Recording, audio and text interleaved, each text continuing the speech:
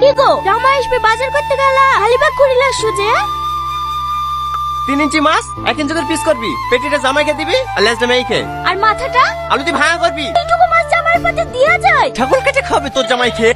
বাবা ও জামাই তুমি এর কোলে কেনে ন্যাংরা হয়ে গেছো নাকি? আমি জামাই মানুষ, আমার একটু মান সম্মান নাই। হেইটি আসলে লোকে কি বলবে? এটি আইবো কেনে টুকটুকে তো আসবা। বিতে মাটি শিল দেওয়ার কথা ছিল না, যতদিন না গাড়ি দেবেন আপনার মেয়ের কোলে চড়েই আসবো।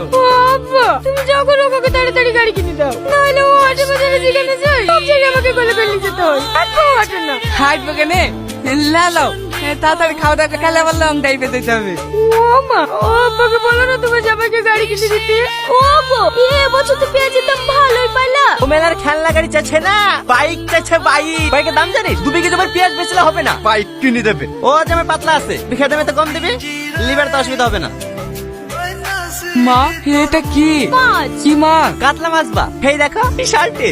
আব্বা আপনার তো ছেলেপেলে কেই নাই, তুই মেয়ে, আপনি এত কিপ্তি কেনে?